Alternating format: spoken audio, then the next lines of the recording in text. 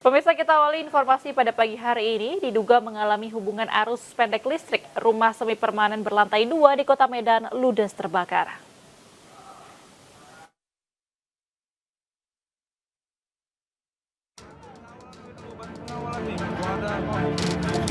Video amatir merekam detik-detik api membesar dan membakar satu unit rumah semi permanen berlantai 2 di Jalan Prajurit Medan, Sumatera Utara. Di Jalan Prajurit, karantina Pak. Banyaknya material yang mudah terbakar serta rumah yang berbahan dasar kayu membuat api dengan cepat membesar dan menyambar bangunan rumah yang berada di sebelahnya. Warga dengan alat seadanya bahu-membahu berusaha memadamkan api. Petugas pemadam yang datang ke lokasi sempat kesulitan untuk memadamkan api lantaran padatnya akses jalan menuju lokasi. Api pun berhasil dipadamkan setengah jam kemudian. Jadi kita kami terima 4.23 lewat 32 menit ya, jadi lebih kurang sampai 10 menit kita tiba di lokasi. Telah terjadi kebakaran di Jalan Prajurit, Kelurahan Sidorami Barat, Kecamatan dan Timur.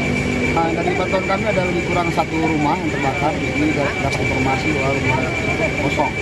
Untuk dugaan sementara masih dalam penyelidikan dan untuk sementara korban jiwa atau luka masih nihil. Untuk armada yang kita turunkan hari ini lebih kurang ada 6 unit. Tidak ada korban jiwa dalam peristiwa ini, namun kerugian material diperkirakan mencapai puluhan juta rupiah. Dari Medan, Sumatera Utara, Ahmad Ridwan Nasution, iNews melaporkan. Informasi berikutnya, pemirsa, dugaan pelecehan seksual yang dilakukan oleh Rektor Universitas Pancasila menyebabkan kedua korban trauma. Salah satu korban bahkan mengundurkan diri dari kampus karena trauma mendalam.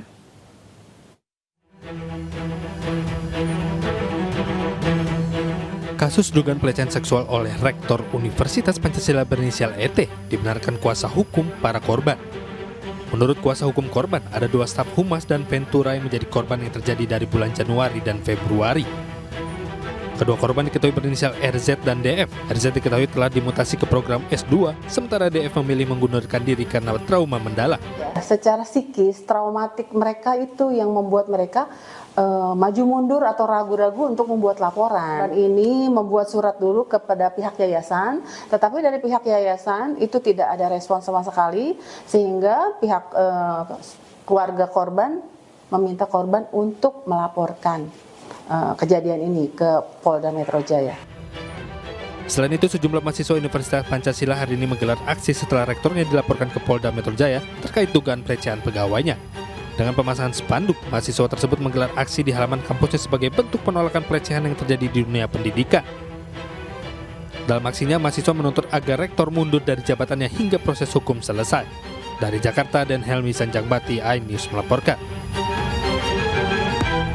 Nah, ini pemirsa ada yang aneh ya, puluhan sepeda motor mogok setelah mengisi bahan bakar di sebuah SPBU di Kabupaten Deli Serdang, Sumatera Utara. Lucu ya, masa isi bensin ini malah mogok? Pengelola SPBU mengakui adanya kelalaian petugas karena telah memasukkan solar ke tangki Pertalite.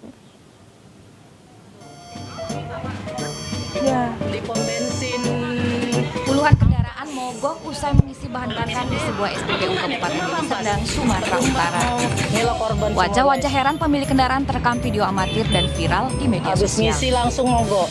Setelah ditelusuri, pihak SPBU mengakui telah melakukan kesalahan saat proses isi ulang dari truk Pertamina. Kelalaian petugas adalah salah memasukkan selang solar ke tangki yang seharusnya diisi dengan Pertalite. Kenapa tadi di sini Bang? Ibu komplain dulu Bang. Sama operatornya tadi katanya. Berbelit-belit jawabnya Bang. Tunggu sampai datang lah tadi katanya. Ibu-ibu yang tadi. Datang dia baru dibawa ke bengkel, nanti kami tanggung jawabi katanya.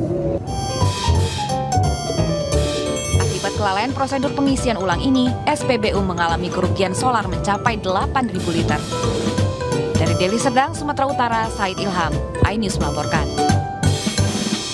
Terima kasih Anda kembali di iNews Today, pemirsa, dan masih bersama saya Aldi Hawari, juga rekan saya yang cantik pagi ini. Terima kasih Aldi, Baby Kristami pastinya. Kita ke informasi selanjutnya Aldi dan pemirsa, ya hujan deras beserta es melanda kawasan Sidoarjo, Kota Jawa Timur. Ya, akibatnya ini pemirsa, sejumlah pohon tumbang dan jalur protokol ditutup. Sementara itu di Brebes, banjir akibat meluapnya Sungai Pemali merendam ruas jalan Brebes Jatibarang.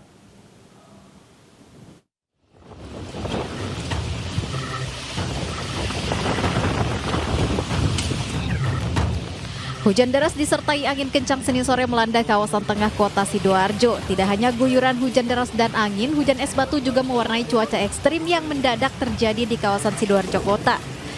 Dampaknya aliran listrik padam, sementara sejumlah pohon yang ada di tepi jalan tumbang.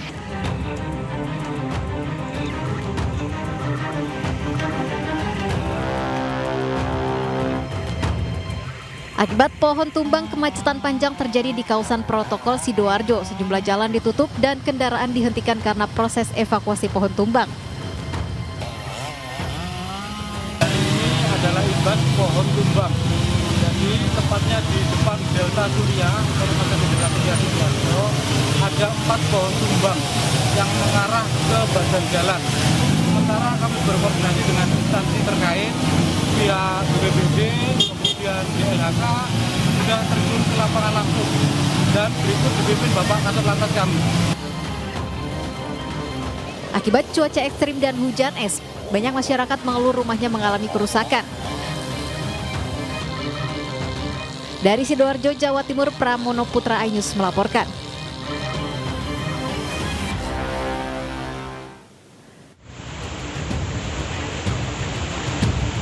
Banjir merendam ruas jalan kabupaten yang menghubungkan Kecamatan Brebes dan Jatibarang, Brebes, Jawa Tengah. Sejumlah sepeda motor yang nekat melintas mogok. Akibat bencana ini, Satlantas Polres Brebes menutup sementara ruas jalan tersebut hingga banjir surut karena membahayakan pengguna jalan. Sementara warga korban banjir di sejumlah lokasi memilih bertahan di rumah masing-masing. Mereka menunggu datangnya bantuan makanan. Sementara untuk korban banjir lansia dievakuasi personel TNI Polri ke lokasi yang lebih tinggi. Meski demikian, pemerintah Kabupaten Brebes telah menyiapkan lokasi pengungsian jika air kembali naik, serta menyiapkan dapur umum di kantor BPBD setempat. Saya memastikan bahwasanya kondisi mengenai jiwa rakyat kami di Brebes ini harus diselamatkan dulu. Kita akan adakan beberapa pengungsian dan memang belum ada warga yang mengungsi, tapi kami janjikan semua. Banjir akibat luapan Sungai Pemali Senin sore mulai bergeser ke wilayah perkotaan di Kecamatan Brebes. Berdasarkan data BPBD setempat, sebanyak 7 kecamatan dilanda banjir, yakni Kecamatan Brebes, Wanasari, Jatibarang, Songgom, Larangan, Bantar Kaung, dan Salem. Dari Brebes, Jawa Tengah, Yunibar iNews melaporkan. Ya pemirsa, ratusan warga menyerbu paket sembako murah di kantor Kecamatan Kebonjeruk, Jakarta Barat. Ya, warga ini rela mengantri demi mendapatkan paket sembako murah seharga Rp100.000 karena tingginya harga bahan pokok saat ini. Antri beras murah tidak hanya terjadi di ibu kota saja, Bebi dan juga pemirsa, tetapi juga di berbagai daerah di tanah air.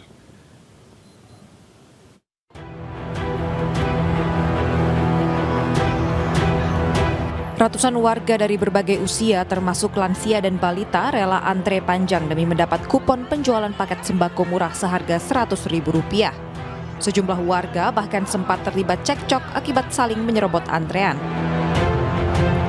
Paket sembako murah ini berisi 5 kg beras, 1 kg tepung terigu, 1 kg gula, serta 2 liter minyak goreng.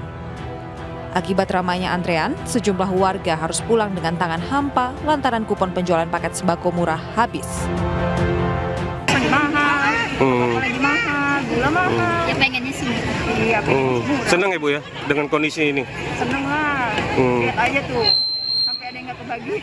Oh gitu Ibu? Iya. Masih ada yang nggak kebagian? Ada ngantri-ngantri panjang, tahu-tahunya misalnya tinggal sisa 19, sisa 8, yang baris. Perbaris. Nah Ibu nggak dapat nih? Enggak. Kecewa ke Bu dengan nggak dapat yang gini? Ya maksudnya kalau cuma ngantri ngambil di sini, ya nggak masalah sih. Cuman kalau misal dari RT kok nggak nyampe gitu subsidi RT. Sebanyak 2.000 paket sembako murah ini dijual secara bertahap dalam beberapa hari ke depan guna menghindari membludaknya warga yang sangat antusias untuk mendapatkannya. Dari Jakarta, Miftahul Gani, iNews melaporkan.